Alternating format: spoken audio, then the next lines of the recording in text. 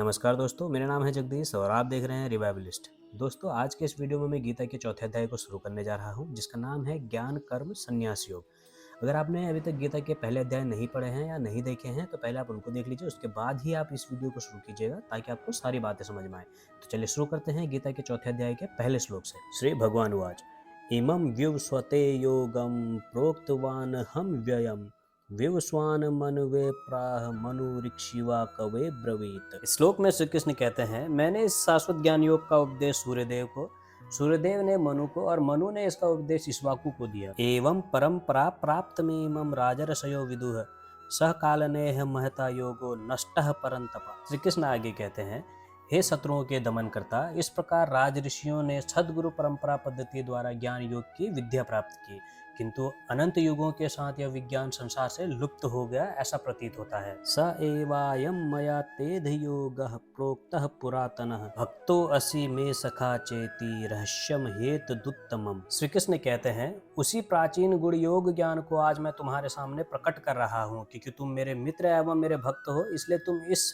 दिव्य ज्ञान को समझ सकते हो। अर्जुन उवाच अपरम भवतो जन्म परम जन्म विवस्वतः कथमेत द्विज्वानीयाम त्वमादो प्रोक्तवानिति। इस श्लोक में अर्जुन श्री कृष्ण से प्रश्न करते हुए कहते हैं, आपका जन्म सूर्यदेव के बहुत बाद हुआ, तब मैं फिर यह कैसे मान लूं कि प्रारंभ में आपने उन्हें इस ज्ञान का उपदेश दिया था। श्री भगवान उवाच बहुनी में व्यवतीतानि जन्मानि तव चार्जुन तान्यहम वेद सर्वाणि न त्वम वेत्थ परंतप। इस श्लोक में श्री कृष्ण अर्जुन के प्रश्न का उत्तर देते हुए कहते हैं, तुम्हारे और मेरे अनंत जन्म हो चुके हैं, किंतु हे परंतप तुम उन्हें भूल चुके हो, जबकि मुझे उन सबका स्मरण है। अजो अपि सन् व्ययात्मा भूतानामि श्रो अपि सन् प्रकृतिम स्वामिधिष्ठाय संभवाम यात्म मायया। श्री कृष्ण आगे कहते हैं, यद्यपि मैं अजन्मा और समस्त जीवों का स्वामी और अविनाशी प्रकृति का हूँ, तथापि मैं इस संसार में अपनी दिव्य शक्ति योग माया द्वारा प्रकट होता हूँ। यदा यदा हि धर्मस्य ग्लानिर्भवति भारत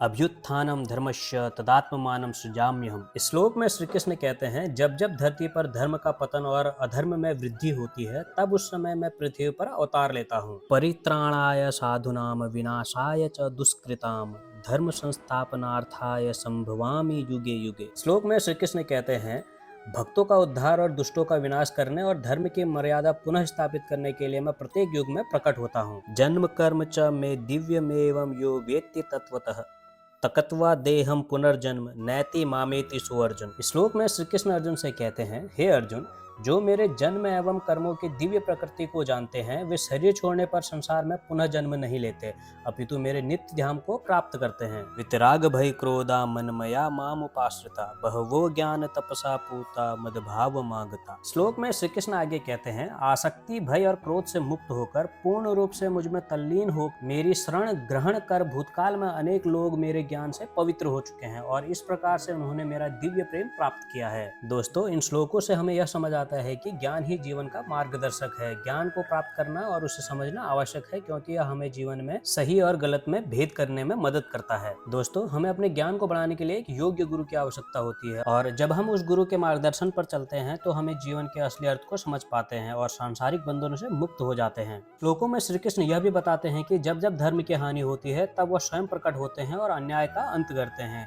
इसलिए दोस्तों, हमें धर्म की रक्षा करनी चाहिए और अन्याय के खिलाफ खड़ा होना चाहिए। ज्ञान के माध्यम से हम अपने जीवन को अधिक अर्थपूर्ण बना सकते हैं और समाज में सकारात्मक बदलाव ला सकते हैं। दोस्तों, इसी के साथ इस वीडियो को समाप्त करता हूं। अगर आप अभी तक हमारे हिंदू धर्म ग्रंथों को पढ़ने के सफर से नहीं जुड़े हैं तो चैनल को सब्सक्राइब कर लीजिए। हम आपसे मिलते हैं अगली वीडियो में, तब तक के लिए नमस्कार।